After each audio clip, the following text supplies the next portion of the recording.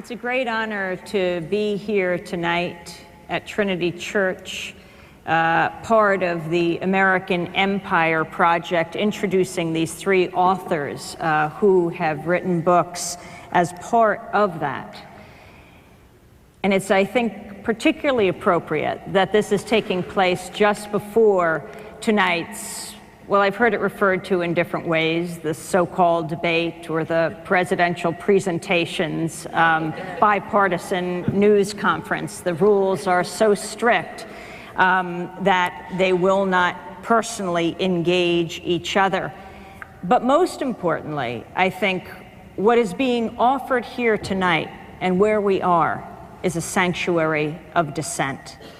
And dissent is what makes democracy possible. And that is what we are going to hear tonight.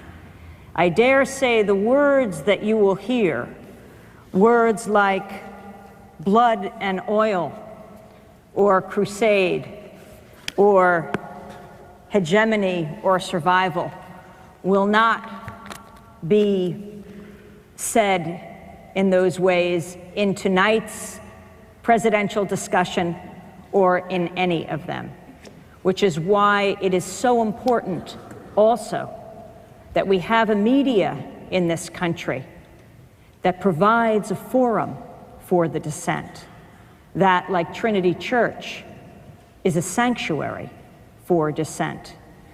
Because I dare say at this point in this country that that dissent is not just that of a fringe minority or a silent majority, but the silenced majority, silenced by the corporate media. So as you listen to this discussion tonight, I hope you then go home and call the networks, call your newspapers, and ask, where are these voices on the national stage?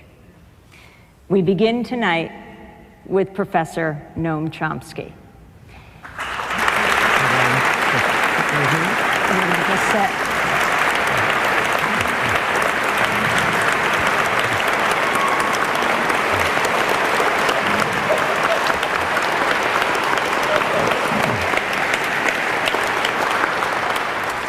It's very civilized to be able to talk sitting down. I hope it's not a tribute to my advanced age.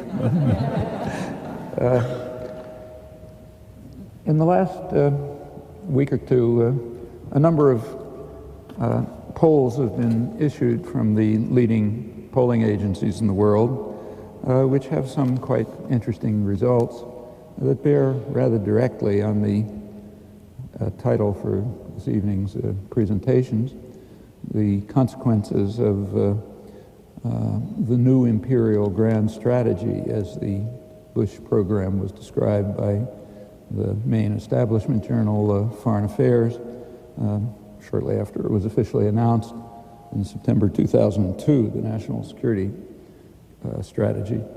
The most obvious effects, of course, are the international ones, which only were released a few days ago.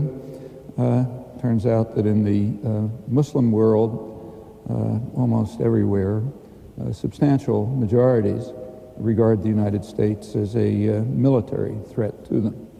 That's over 70% in Indonesia, Turkey, Nigeria, Pakistan, other countries.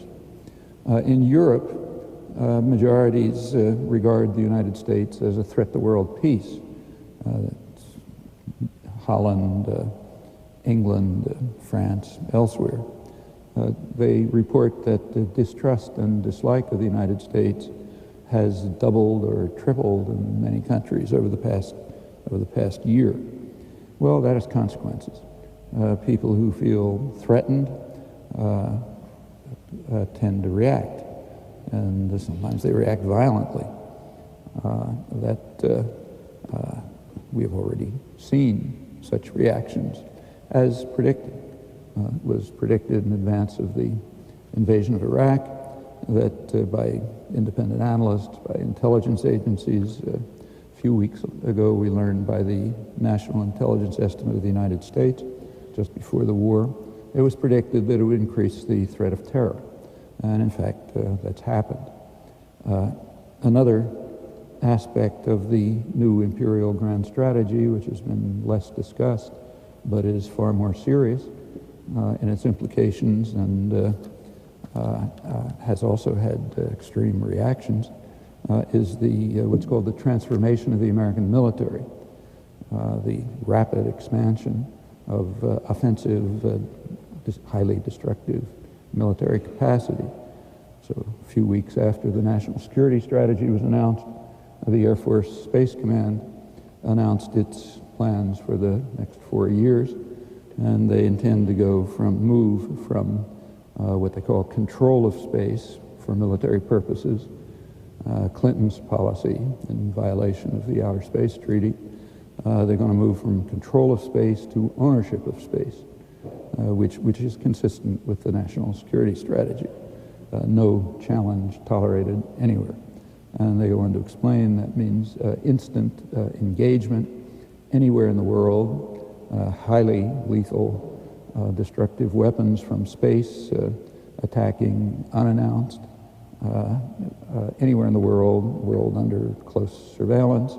If you continue to read these programs, they describe in detail how this capacity can be developed and what it'll mean. Well, maybe it isn't discussed here, but foreign intelligence agencies read it. They can find it on the same websites where I did or where you can. It's not a secret. And they react as expected, as predicted. So in the past, during the Bush years, according to U.S. estimates, Russia has maybe tripled its military spending. It's displaying new offensive military weapons, nuclear-tipped missiles, more advanced, aimed at the United States. They've adopted the Bush strategy of first strike effectively without pretext.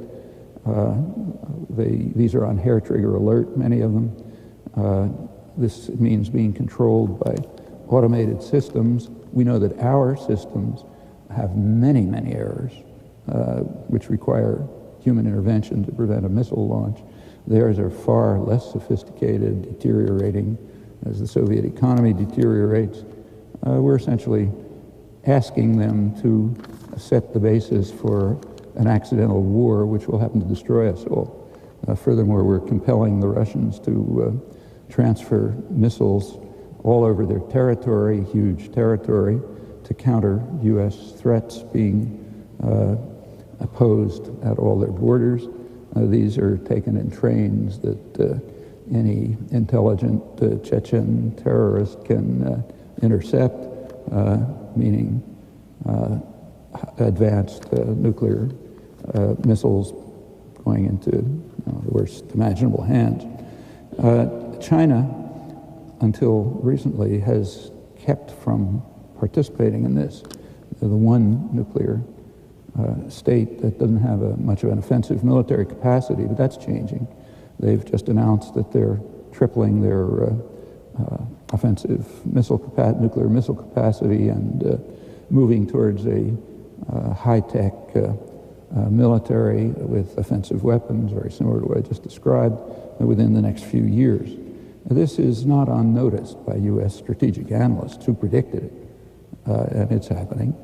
Just a couple of weeks ago, two of the leading U.S. strategic analysts, very responsible, respectable, not given to hyperbole, wrote that these policies, these transformation of the military policies, and of course the expected reactions to them, may lead to what they call ultimate doom.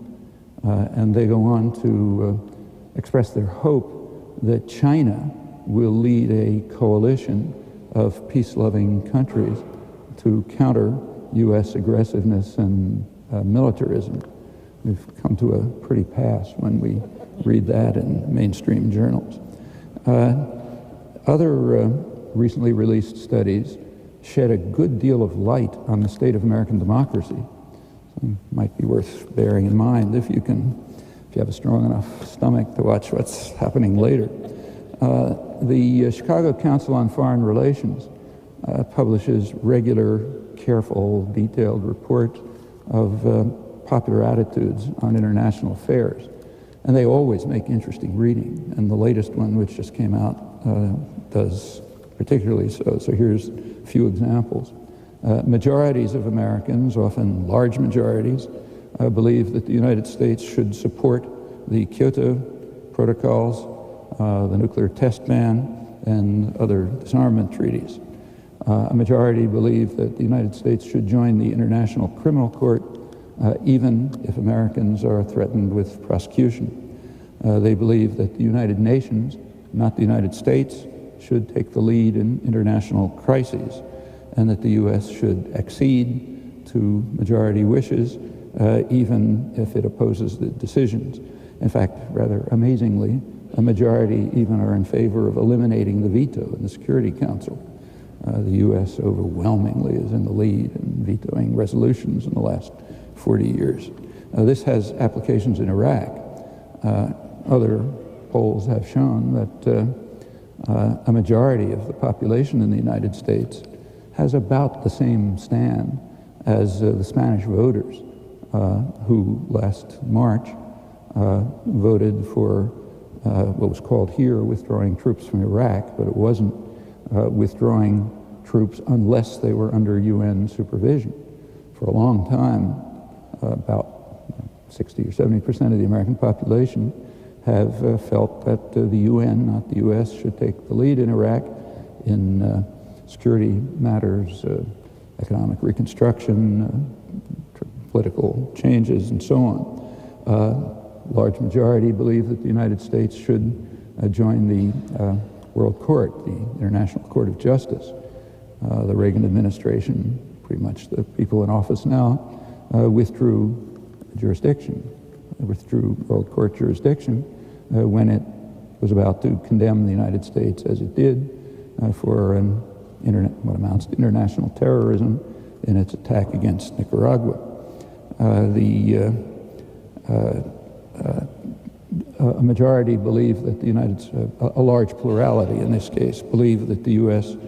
should rely on diplomatic and economic rather than military means in combating terror. And quite strikingly, a large majority oppose preventive war. That's the U.S. official doctrine held by both candidates in gross violation of international law and the Nuremberg Charter. A large majority think that the United States should keep within the UN Charter limits. That about 25% say the U.S. should, any state, should resort to force only if attacked. It's a narrow interpretation of the Charter. And over half say, accept a slightly broader interpretation of the Charter, accepting the legitimacy of preemptive war, which means use of force when you are an attack is imminent. So like a plane's flying across the Atlantic to bomb New York or something like that. So around 75% totally oppose official policy of both parties on a very crucial issue. Large majorities believe that the United States should increase spending on health, education, and social security. On specific issues, there are also stands are taken radically different from the elite bipartisan consensus. So on Israel-Palestine, 75% believe the United States should be neutral. 17% think it should tilt toward Israel. Well, all of these things are interesting in themselves. They also tell us a lot about the state of American democracy, because these positions are off the agenda. They're not in the electoral agenda. The positions are barely advocated in anywhere near the mainstream, which means that most of the people who gave those responses have never heard them. They're making them up for themselves. Probably think they're the only people who hold them. If these issues were a topic of live debate and discussion, I don't think there's much doubt that the numbers would be much higher. Well, that is one illustration of a serious democratic deficit, the technical term for countries that have formal democratic institutions, but they don't function substantively.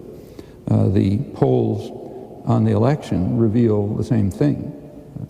Two weeks ago, the Gallup polls asked people, voters, why they're voting for Bush or Kerry, and they had a set of choices. One of the choices was favor their agenda, ideas, and platform goals. For Bush, that's 6% of Bush's voters. For Kerry, it's 13% of Bush's voters. In other words, practically nobody's is voting for them because of their stand on anything. And that's the way elections are structured.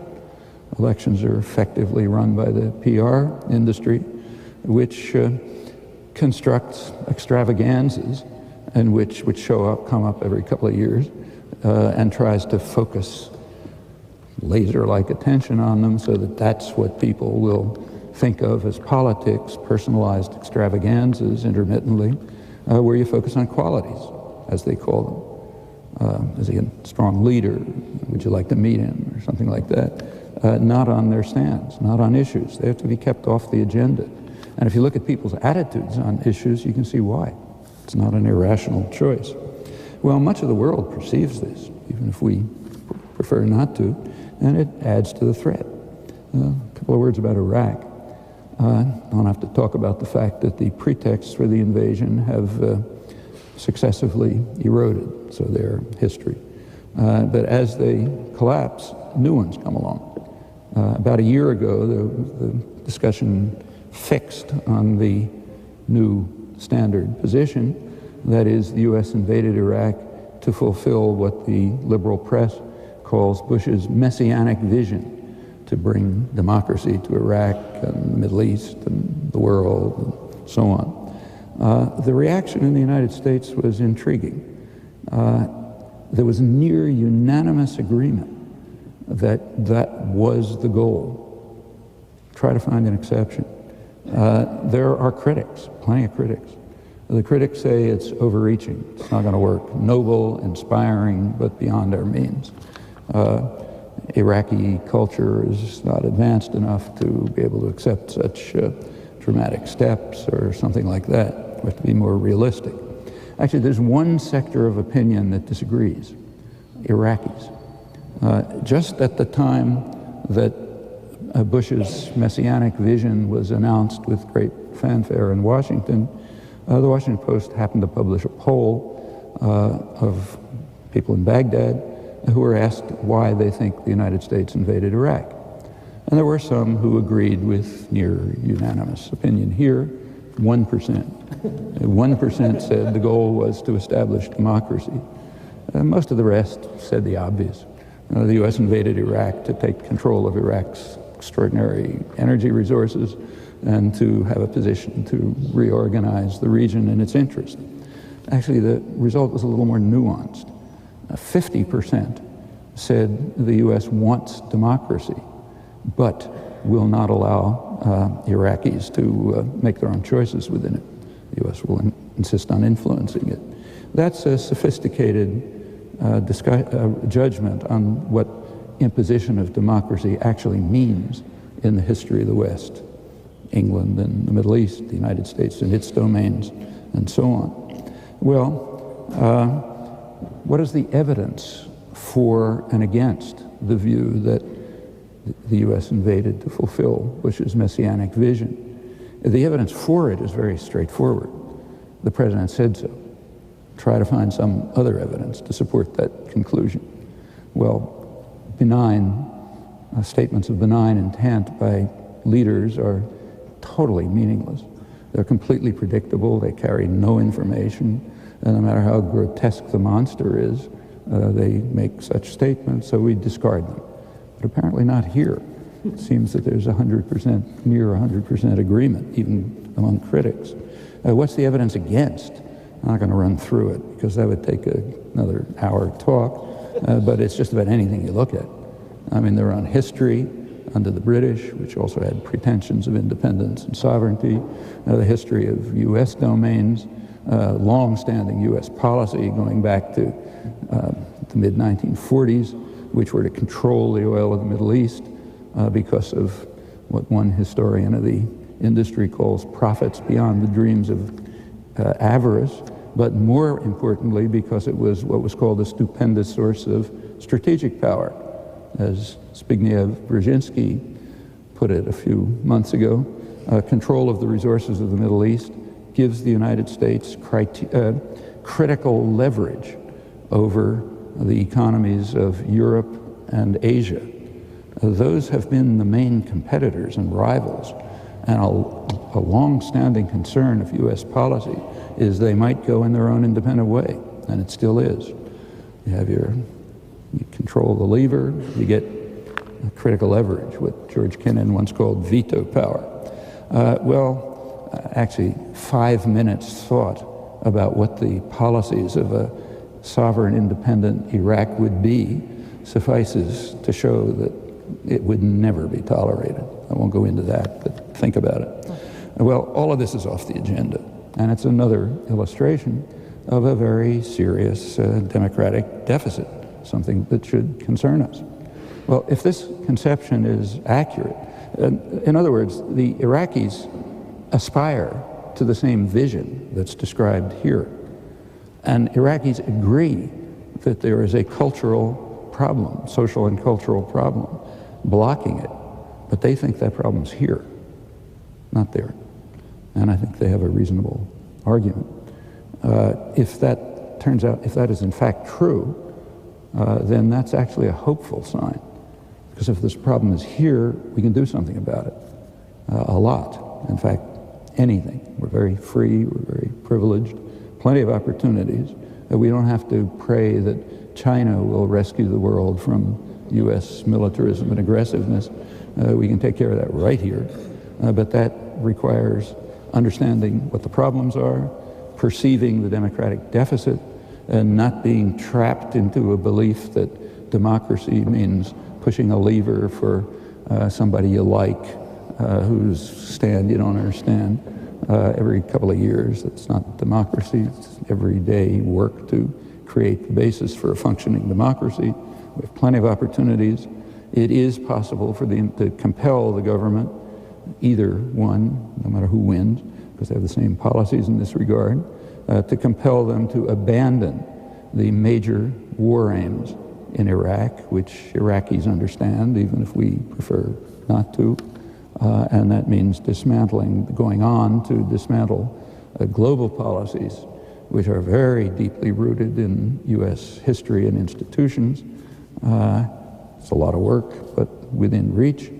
And if that conception is anywhere near accurate, I think it is, there are fateful choices for us to make, fateful for Iraq, for ourselves, and indeed far beyond. And finally, I stayed within 15 minutes.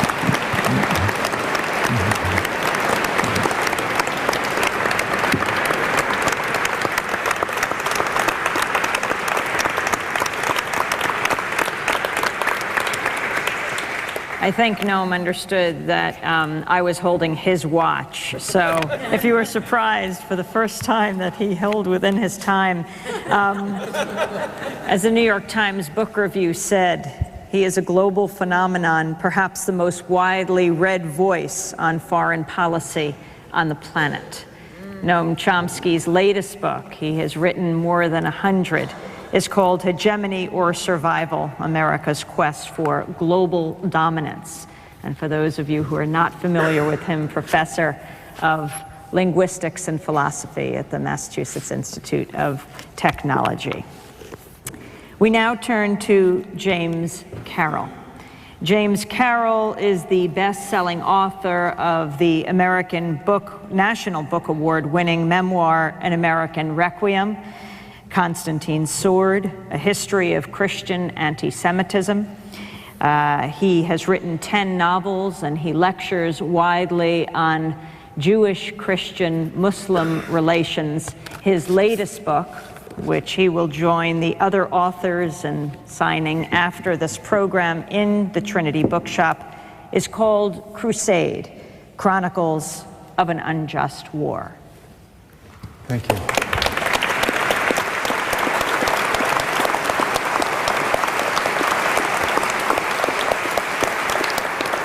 Well, First, I acknowledge it's a bit of a dream to be introduced by Amy Goodman. Thank you. I'm among your legion of grateful fans. And I also want to acknowledge the honor it is to be here. You'll understand first that I am edified to be in a place where so many people understand that there is something more important than the Red Sox victory tonight. And of course, seriously, there are two things more important. One is ending this abominable war in Iraq.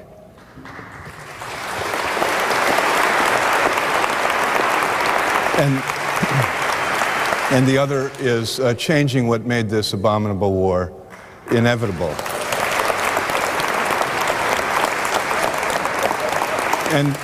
And you'll understand, of course, having heard Noam Chomsky's succinct summary of what this emergency we're faced with is, and Michael Clare's elaboration of whatever it is that Noam and I will have added up to in this contribution. So I'm deeply honored to be here. And I'd just say personally, I can't help but acknowledge the space itself in my life as a citizen of this city and a person grateful for the magnificence of this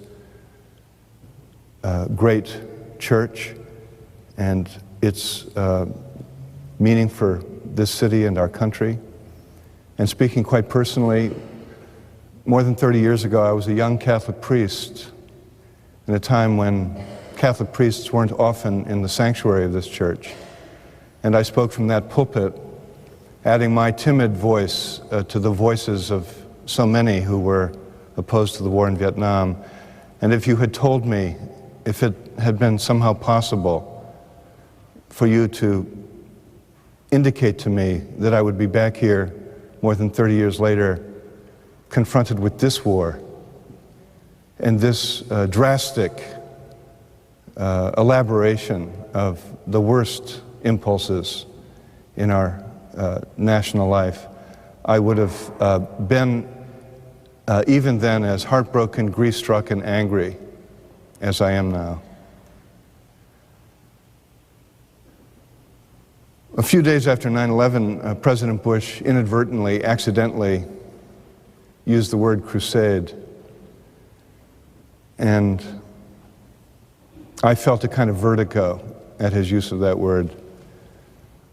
Not understanding at the moment, well, understanding fully the danger of it, but being unable to understand the absolute pertinence of it, since, of course, he moved promptly to launch our nation on nothing less than a crusade, a perfect match to jihad.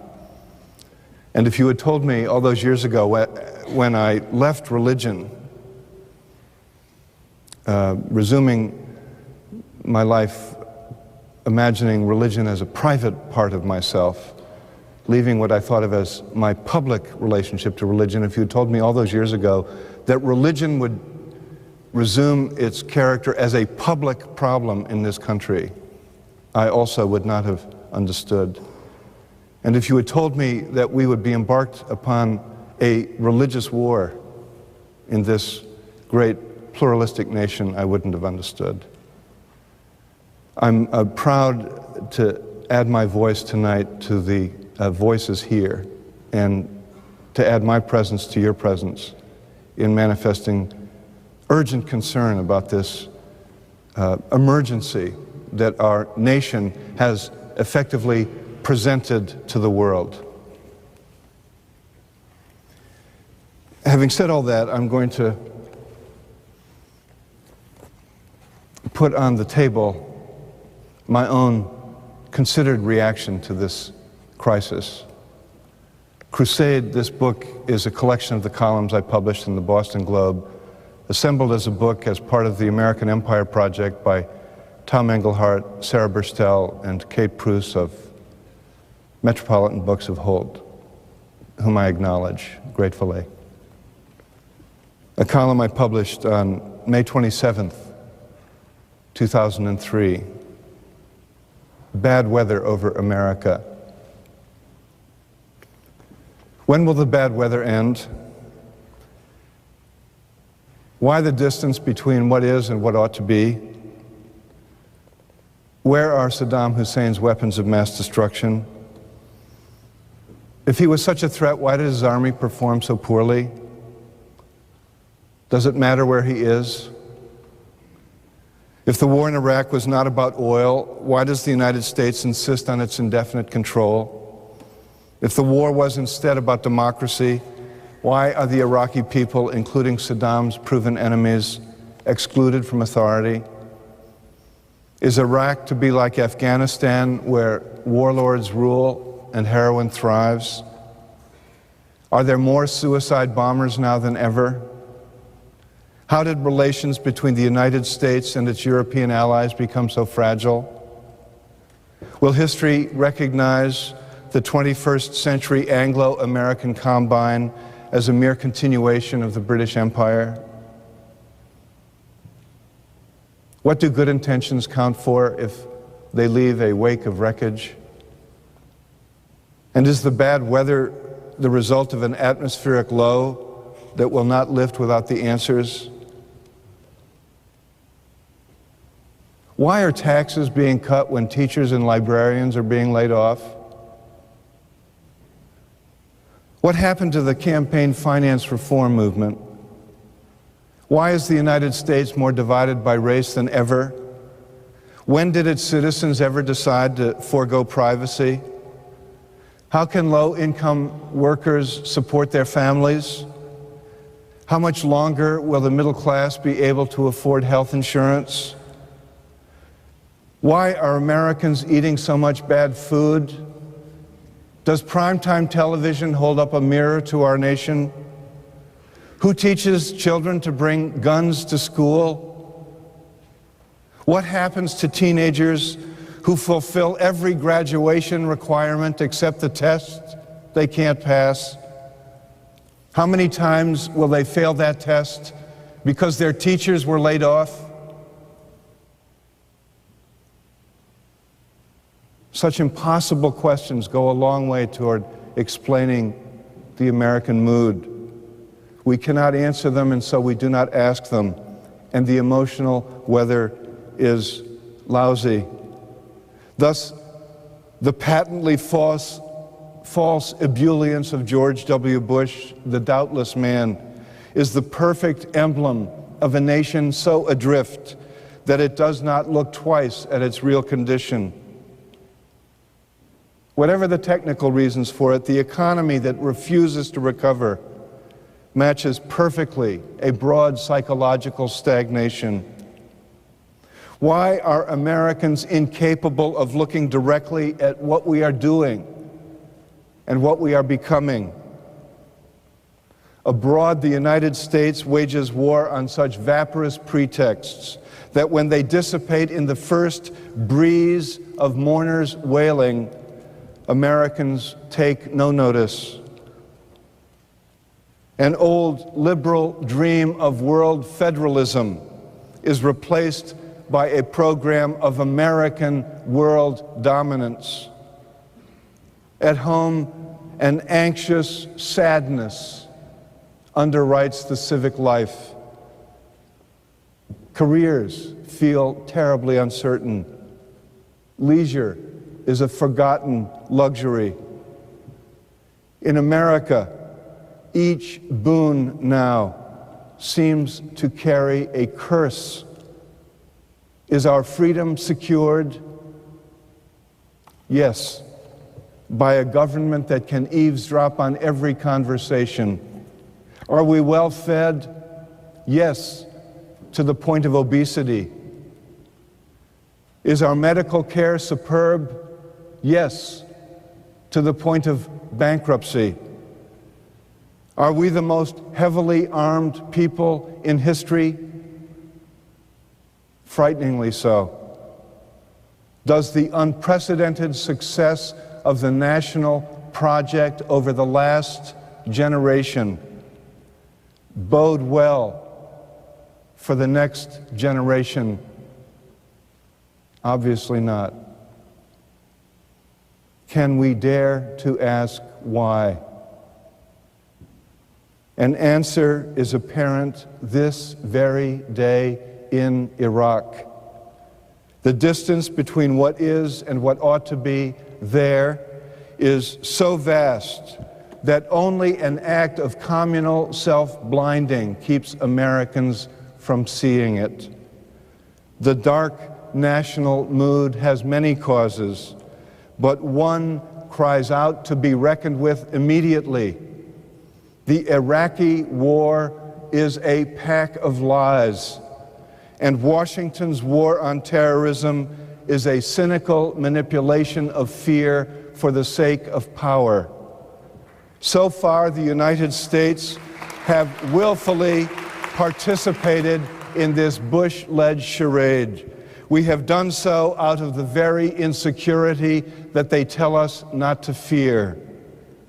As if the charade, however much it wrecks the world, will protect us. But our underlying sadness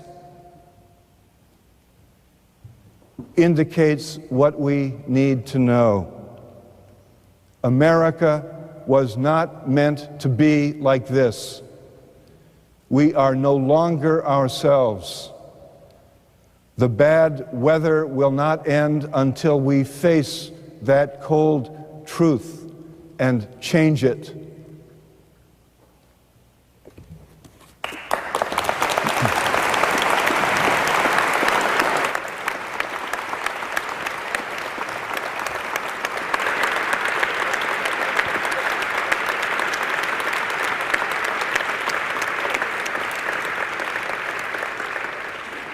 James Carroll. One of the things that my brother David Goodman and I have written about in our book, The Exception to the Rulers, is the original name the Pentagon came up with for the invasion of Iraq.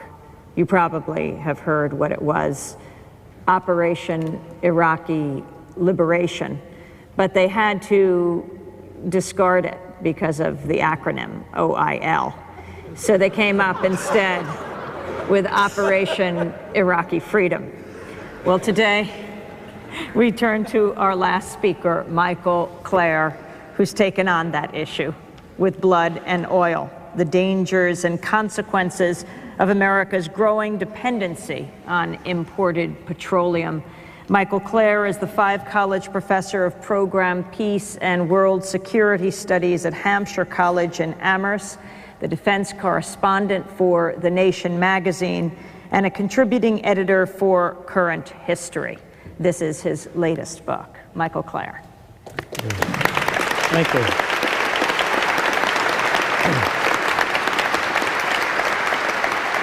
Thank you. I do have to say it's a thrill of a lifetime, a once-in-a-lifetime experience to be on the podium with people who I admire so much, Amy Goodman, Noam Chomsky, and James Carroll. So I'm just moved to be here with them, and makes me a little nervous, but anyway, I'll do my best.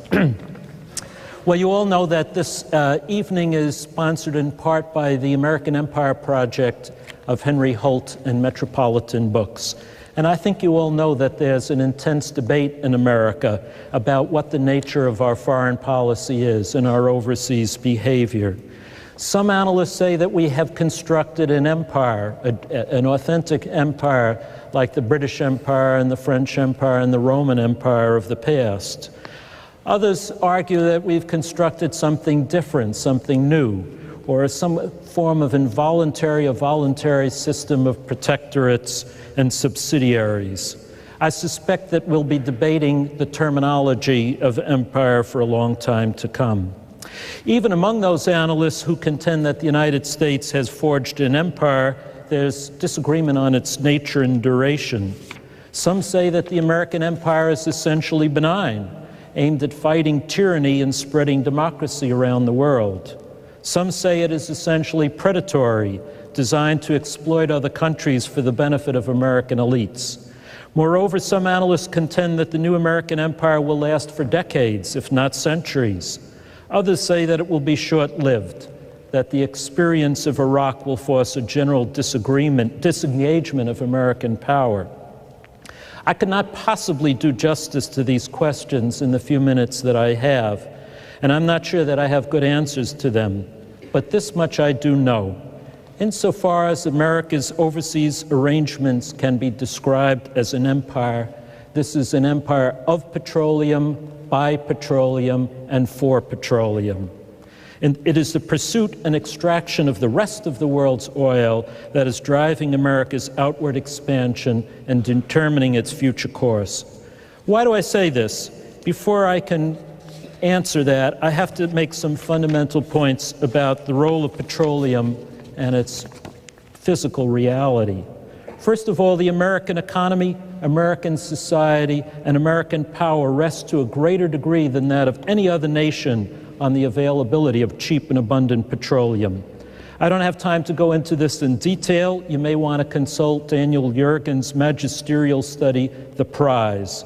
But ever since the discovery of oil in Titusville, Pennsylvania in 1859, and the formation shortly thereafter of the Standard Oil Company by John D. Rockefeller, oil extraction has been the most dynamic and arguably the most important force in the American economy. The development of a mammoth petroleum industry in this country made possible the development of the internal combustion engine and then the automobile industry, the highway industry, the petrochemical and plastics industry, the tourist industry, airlines, modernized agribusiness, and most of all, the suburbanization of America. It is not surprising, then, that the ups and downs of the American economy have been largely driven by the availability and price of petroleum. When oil is abundant and cheap, the economy thrives. When it is scarce and expensive, as it is now, the economy cools and contracts. Every major recession since World War II has been precipitated by a rise in oil prices. And if prices continue to rise as they are now, we could well see a collapse of the current economic recovery. But this is not all. American military power rests entirely on the foundation of oil. The U.S. military, more than that of any other country, is a mechanized military, and virtually every combat system in that force, every tank, every Humvee, every plane, every helicopter, every missile, and virtually every ship is powered by petroleum. The United States could not deploy its forces to distant parts of the globe like Iraq and Afghanistan and keep them there, or rain down death on its adversaries if it did not possess an abundant and a reliable supply of oil. And American leaders, going back to Franklin Roosevelt, have understood this. So petroleum is essential to the American economy. And because the United States was blessed with a substantial supply of domestic oil and was able to exploit this oil in an efficient manner, the American economy has thrived over the past 100 years. For most of this time, the United States was the world's #1 oil producer, the Saudi Arabia of the first petroleum age. This oil bonanza, I argue, is the principal reason for America's economic dynamism over this long period. But America was not blessed with the world's largest petroleum inheritance, just the first to be exploited on a very large scale. And petroleum is a finite resource. There's only so much in any given reservoir, and after a certain point, you use it all up. This is as much true of a single field as it is of a country's entire underground supply. The United States was the first country to exploit its oil resources on a large scale, and so not surprisingly, it was the first to face the depletion of those resources. We reached the point of maximum domestic output in 1971 and have been experiencing declining yields ever since. But having organized our entire economy around the massive consumption of petroleum, we have been unwilling to alter our consumption behavior. Although we are no longer the world's #1 producer, we're its #1 consumer, and we continue to consume petroleum as if we were the leading producer. And so, since 1971, to satisfy our oil habit, we've had to acquire more and more oil from abroad. We reached the 50% point of dependence on foreign supplies in 1998. It's now 55%, It'll reach 60% by the end of this decade, and then 65 to 70% in 2020. And there's no amount of oil in Anwar that will change that trend one bit. The other fundamental point to make about oil is that there is a historic shift underway in the locus of world oil production. Initially, as you would expect, oil production was centered in the industrialized countries or their close neighbors. In 1950, fully 2/3 of the world's oil was produced in the United States, Canada, Mexico, Europe, and the Soviet Union, including Baku and Grozny, then the Houston of the Soviet oil system. But these fields were the first to be developed, and I've said that made them the first to face depletion. So by 1999, only 2/5 of the world's oil came from these countries, and by 2025, their share will drop to 1/3. Meanwhile, we've seen a dramatic long-term shift in the center of gravity of world oil production to the developing world, especially the Middle East, Africa, and the Andean region of Latin America. These countries accounted for only 1/3 of world oil supplies in 1950, but will account for 2/3 in 2025. I know that some of you are familiar with the phenomenon of peak petroleum, or the gradual depletion of the world's oil. This is an important phenomenon, but from a geopolitical perspective, it is the shift in the locus of oil output that really matters to us, from the global north to the global south. The more we look into the future, whatever the day-to-day level of oil, the greater the amount of it that will be coming from the developing world, and often from unstable or deeply unfriendly countries. These countries have all been subjected to colonial domination in the past: Nigeria, Angola, Colombia, Venezuela, Iran, Iraq, Saudi Arabia, Kuwait, Afghanistan, Azerbaijan, and Kazakhstan. And for the most part, their publics harbor deep, deep resentment towards any expression of colonialism. And oil, the pursuit of oil by American companies, is seen by them as the modern incarnation of the imperial empires.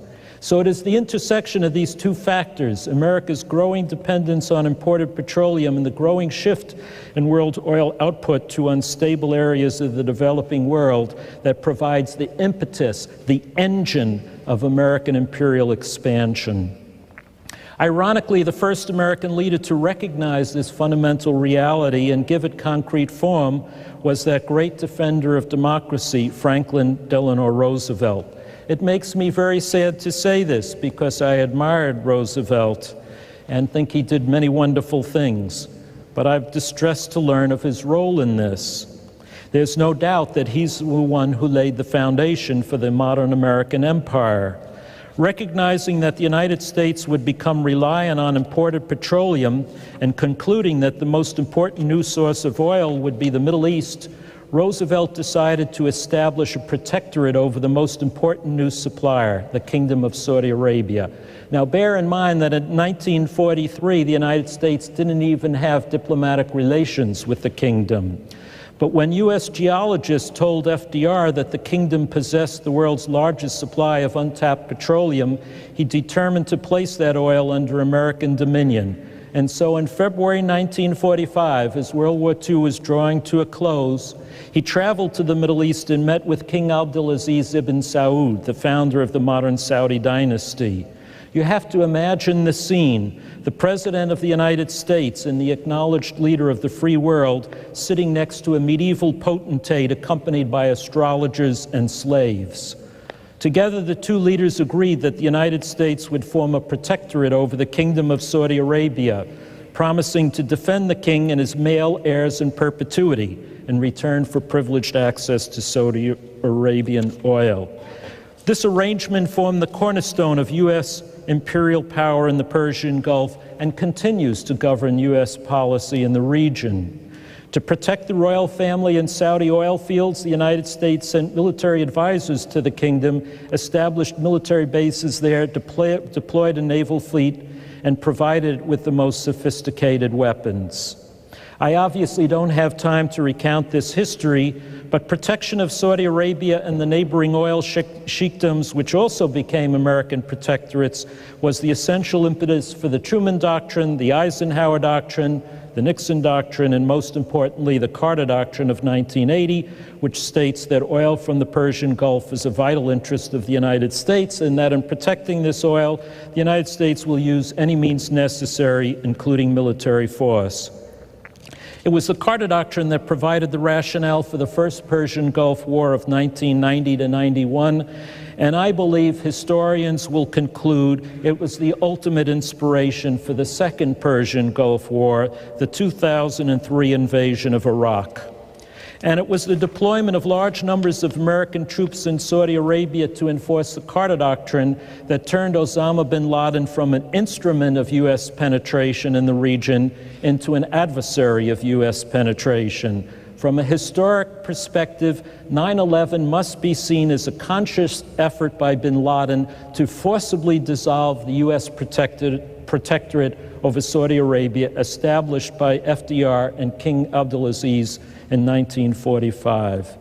So long before President Bush Jr. came to office, the United States had established an oil-based empire in the Persian Gulf and fought a series of overt and covert wars to protect it. What this President Bush has done, what is his distinctive mark, is to globalize the American oil empire by extending the Carter Doctrine to other key producing areas in the developing world. The first thing that Bush did when he came to office was to appoint an energy commission headed by Vice President Dick Cheney to study America's energy requirements.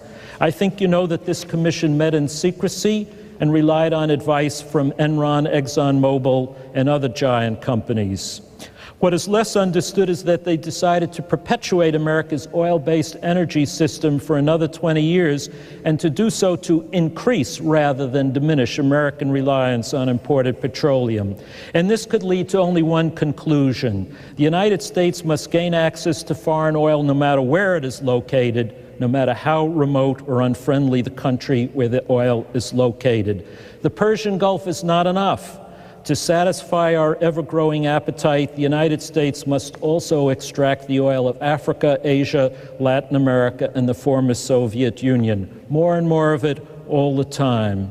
There is no other way, they concluded, to maintain the American oil-driven economic system as we know it.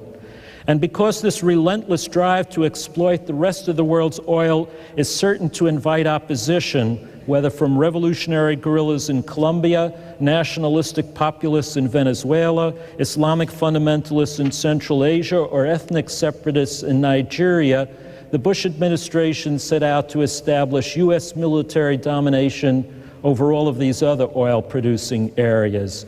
This has led to the commitment of American troops and advisors to pipeline and refinery protection in Iraq, Colombia, the Republic of Georgia, to the establishment of new bases in the Caspian Sea and the search for new bases in Africa. Slowly but surely, the United States military is being converted into a global oil protection service. And so I return to my original point. The new American empire, if that's what it is an empire of petroleum, by petroleum, and for petroleum. It is of petroleum because it is based on the establishment of protectorates over key oil-producing nations in the developing world. It is by petroleum because it relies on a global military force that is almost entirely powered by petroleum. And it is for petroleum because its main purpose is to extract enough of the world's oil to perpetuate a petroleum-intensive economy and way of life in the United States. Where does this leave us? If my analysis is correct, the war in Iraq is not the first American war over petroleum, nor will it be the last. Because America's need for petroleum is growing, and because we have chosen to militarize our foreign policy, there will be more wars for oil. Is it worth it? That's for you and the American people to decide. Personally, I do not believe that we should sacrifice the life of a single American soldier or that of any other country to provide the United States with an abundant supply of petroleum. I believe that we must demilitarize our foreign energy policy and repudiate our blood for oil protectorate over Saudi Arabia. This will require a greater commitment to energy conservation at home and a rapid development of petroleum alternatives such as wind, solar, and hydrogen. This will be arduous and expensive, I know, but it's the only ethical and the only patriotic course that we can follow. I hope that you'll agree with me. Thank you.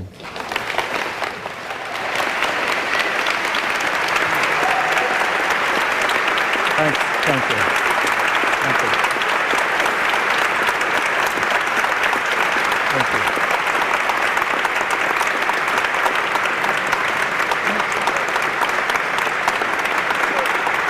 Michael Clare. If a few people very quickly want to come up to the microphone to ask a question, and you'll have to make those brief.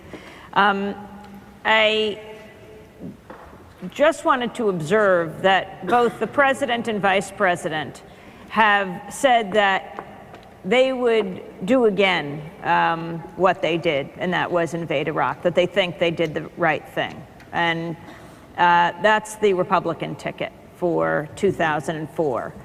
What might have surprised many is that John Kerry said something similar.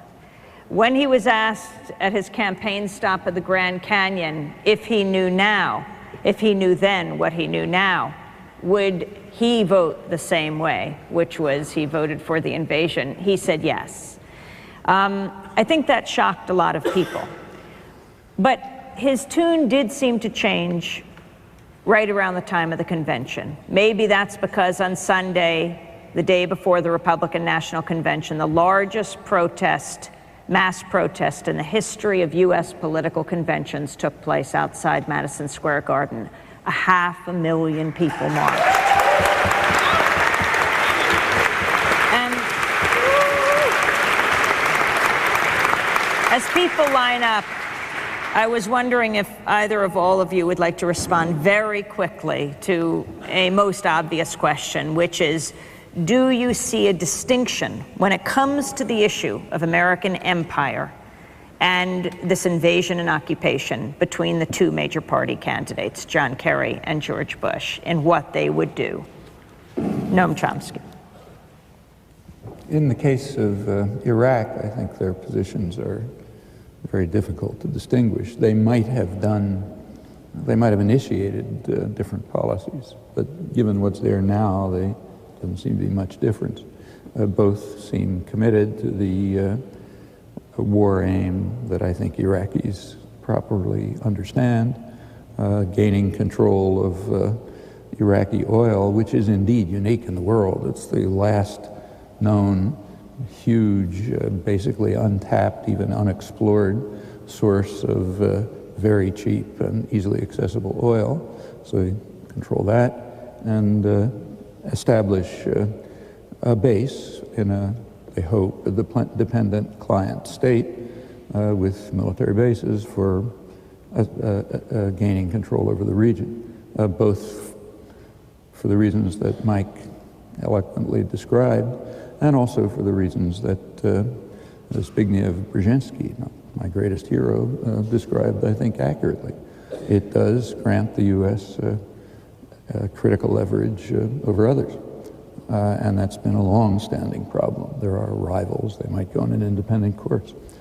On empire generally, I think there are some differences. I assume that Kerry would follow roughly the Clinton policies, something.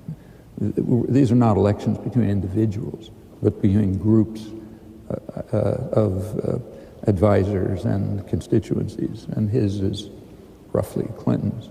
So in the case of, for example, militarization of space and other aspects of the massive expansion of offensive and destructive military capacity, the Clinton position was more nuanced, similar position, but there is a difference between control of space and ownership of space for military purposes and everything that flows from it. There are major differences, I think, domestically, but it's a separate issue. The Bush administration would like Americans to think there's no particular difference between John Kerry and George W. Bush on the war in Iraq. John Kerry stands in the middle ground on this war. He doesn't stand where I stand. I'm not running for president. I wouldn't get elected dog catcher in this country. I'm grateful that John Kerry is addressing most of his political thrust to people who are undecided in this election. But I also think it's crucial to listen to the whole man, his whole life story, and the mantra of what he says, which I believe is a credible position and one that needs to be really affirmed in this political season going forward. He would only go to war when it's necessary. And the bottom line is that the deception about this war was its necessity. There was no necessity for this war. And that's a theme to which Kerry has been, on which he's been consistent and to which he returns again and again. There is a world of difference between John Kerry and George W. Bush on the question of the war in Iraq. And on that difference, this election stands. In the interest of discussion, I'll pass, because I share Jim's view. Yeah. Professor Chomsky, a few months ago, when you were asked in Milton, Massachusetts, about how we get progressive radio programs on, such as Democracy Now!, into the Boston area, you talked about the tight grip that the Boston radio stations have over their content. Today, the executive director of WBUR stepped down amidst a lot of controversy about patronage, etc. In this window of opportunity, is there anything we can do to help get Amy on locally in larger stations than Boston colleges?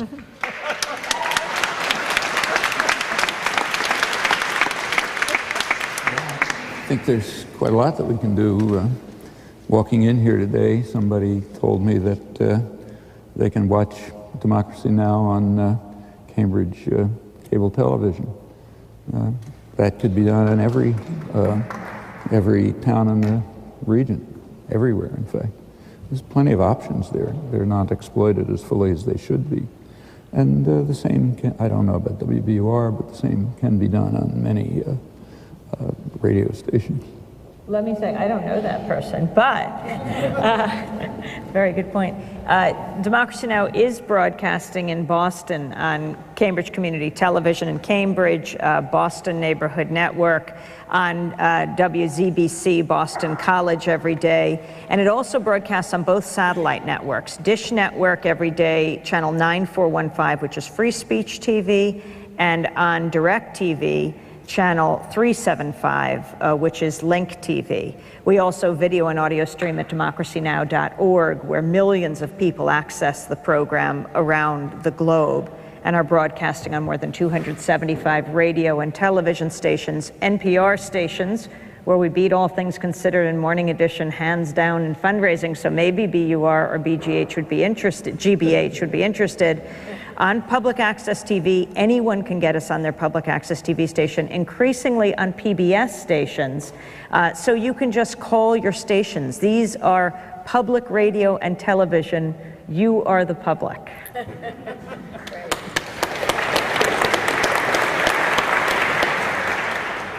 In order for dissent to be effective, it's helpful if the dissenter gets heard, and also it's helpful if he or she doesn't get crushed after he or she speaks out.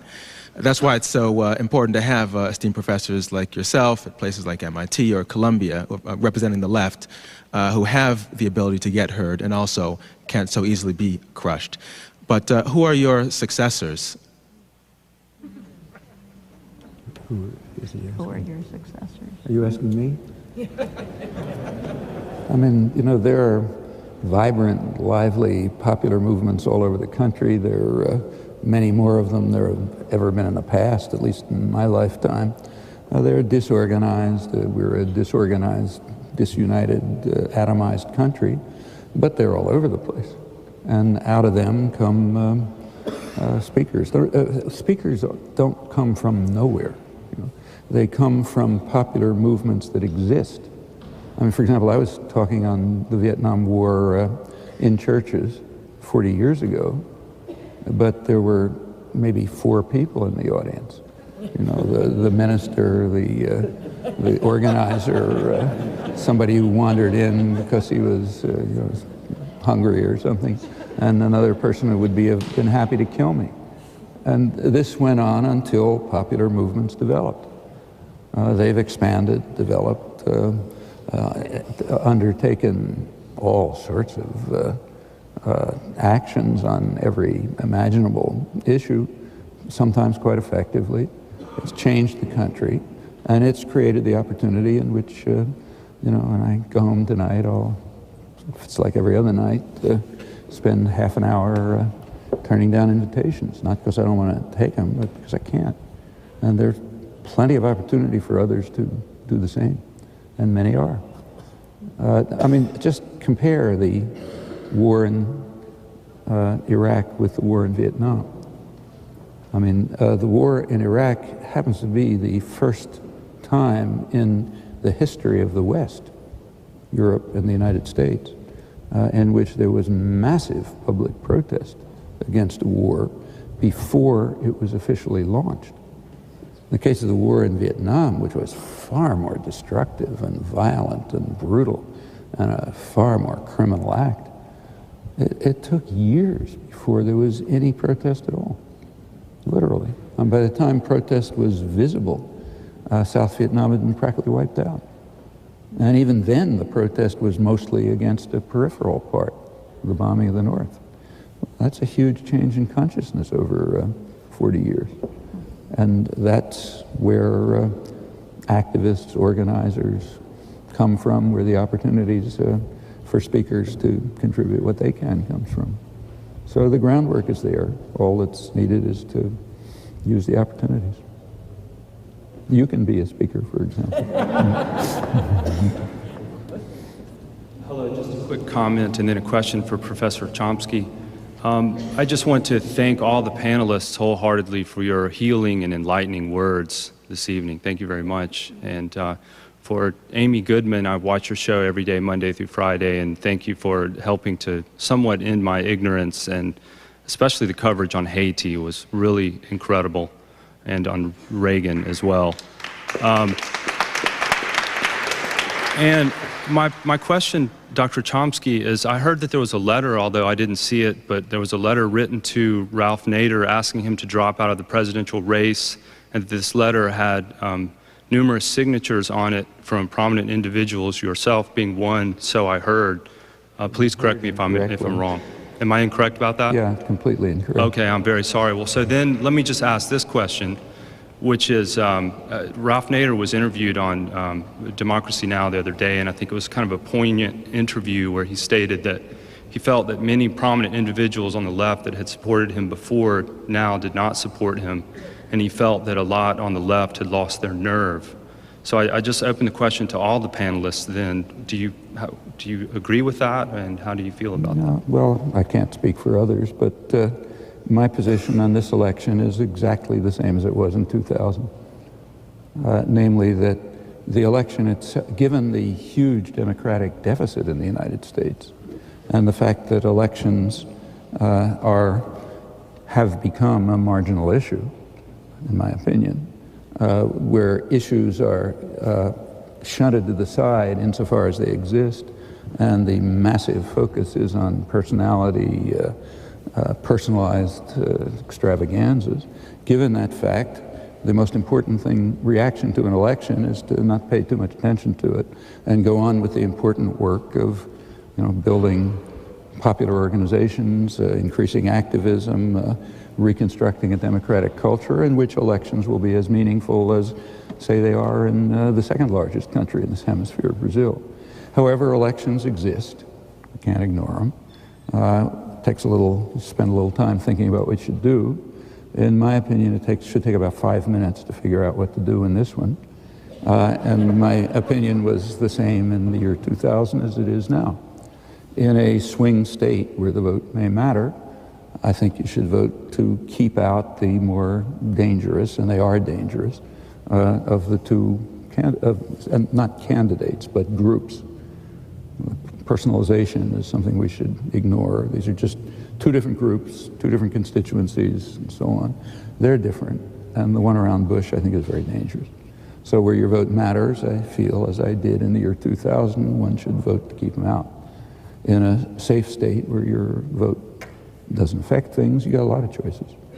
I mean, if your interest is in, say, party building for the long term, you would cast the vote for those who are day after day, year after year, working on party building.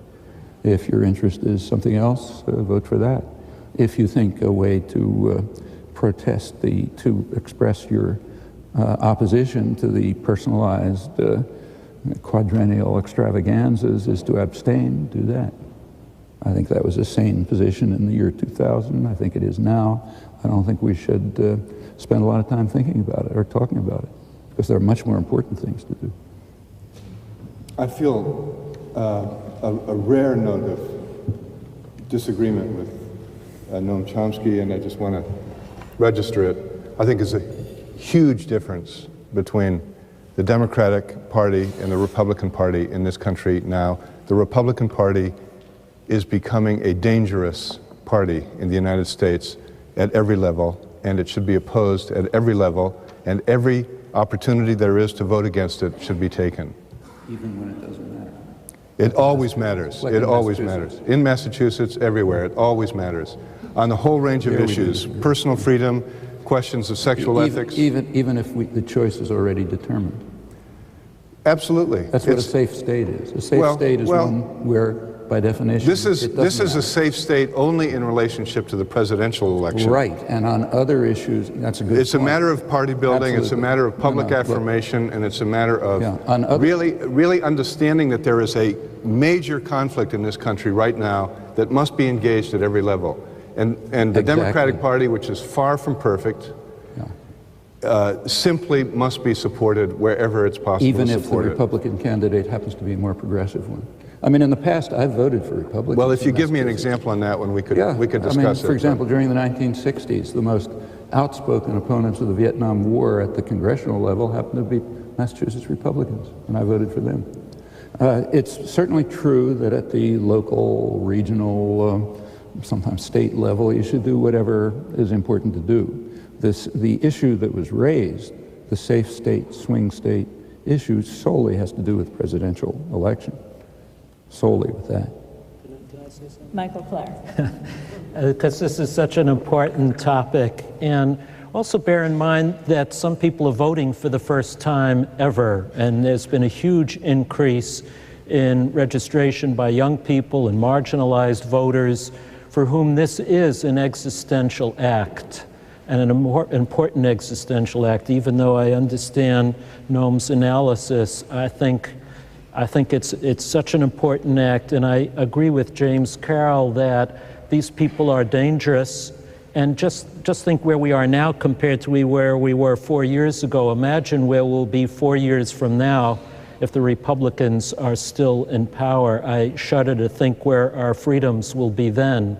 And so even voting in a swing state against the Republicans, I think, is crucial. A safe state, I'm sorry. Even in a safe state, as an existential act of expression of opposition for those for whom it is their first vote, and for others, I think it's crucial. Thank you very much.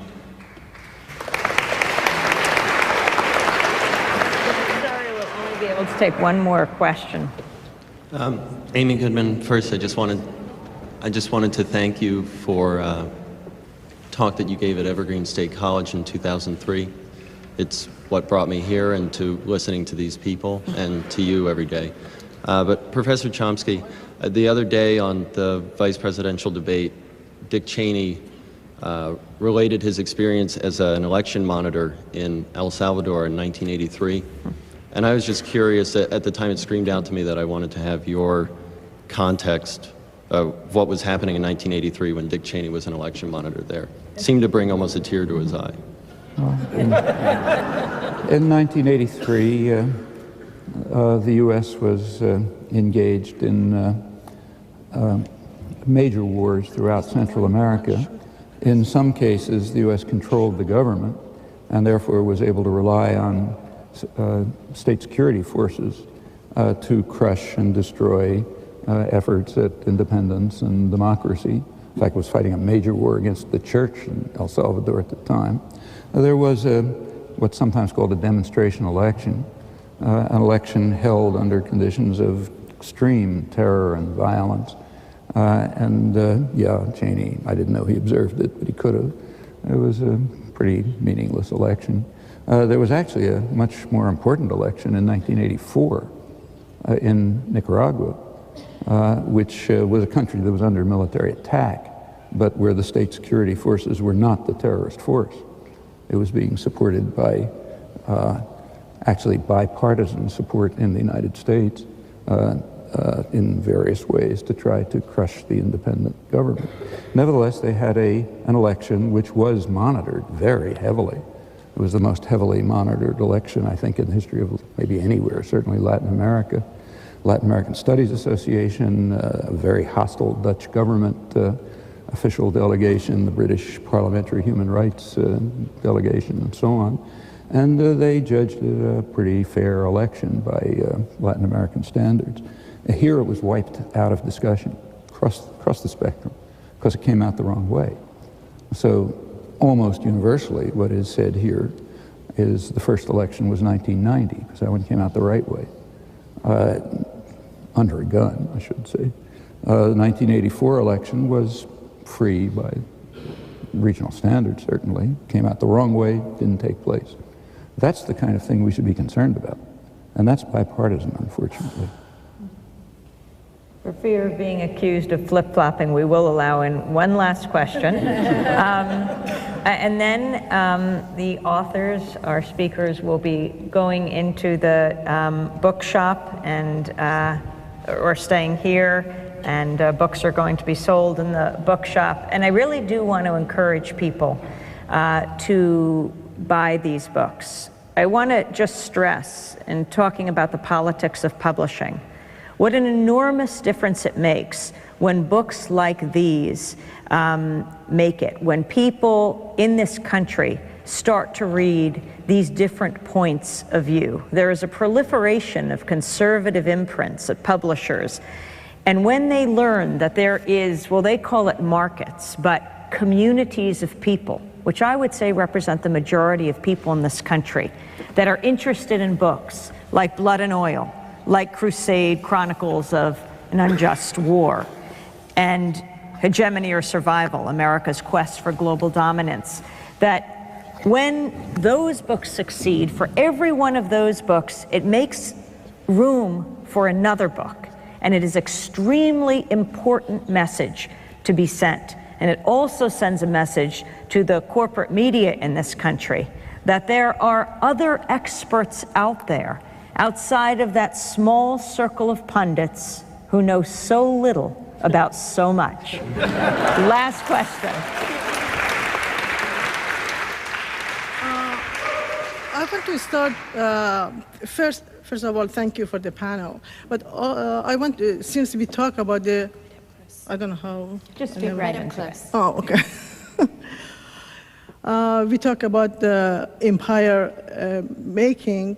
I want to know how Sudan and question of Darfur fits in, because we are right now. Colin Powell said that there is genocide in Darfur, yet we just ignore genocide in Palestine. Second, we're talking about empire. First of all, I disagree with Mr. Carroll that there is a lot of difference between John Kerry and Bush. As we know what they are doing, a lot of people, including in the elite, disagree about the invasion of Iraq, and they think actually it's not in the interest of empire. That's interesting. I can mention many names. The reason is because they believe really this does not serve the interest of empire, rather it serves the interest of Israel. And one thing that you talk so much about the foreign policy, what I'm saying that is not interest of the empire, I'm talking about from foreign policy point of view, not about other issues, education or other things. And you just totally ignored, just somehow push aside the question of Israel. Many people talking about Israelization of the foreign policy and the question of neocon. Because even Jennifer Matthew last night mentioned from Carnegie Hall endowment that Bush did not go into war with free will. She was mentioning the role of neocon about that. Otherwise, why, for example, not only in the Middle East, we are looking for oil, but also in Africa, they have the oil of Chad for 11%. Tomorrow, probably Chadian people are going to pick up, the gun and fight. And then the question is, I want to know what is the role of Israel in the, the empire and Middle East. Right now, they're pushing for invasion in other countries because they are looking to eliminate their enemy through the power of United States. Thank you. The question of Israel. Well, I'm glad to have the chance to address this, the implication of your question, because I didn't hear a full, clear statement, but I would like to just suggest that we should be very careful of blaming the problem of the war in Iraq on Israel. This is not Israel's problem. This is America's problem.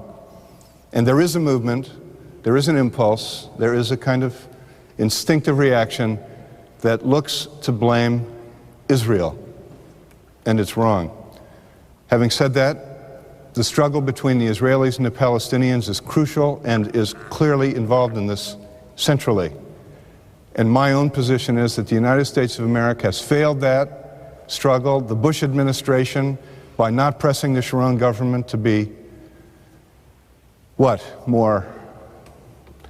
reliant on overwhelming force, less reliant on the dead or alive impulse that comes from Washington. Also, the United States of America has to absolutely recommit to the peace process, the possibility of the realization of the ambitions of both peoples. And it is simply not inconsistent with full and complete support for the call for justice for the Palestinian people to also affirm the clear and absolute right for the security of the people of Israel.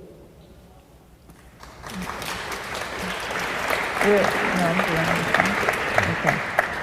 On that note, I want to thank you very much for coming out. Encourage you to tune in to Democracy Now! We will be broadcasting tonight's forum. Encourage you to go over to the bookshop to pick up these books and to tell your friends about them, give them as gifts, send them to politicians, to friend and foe.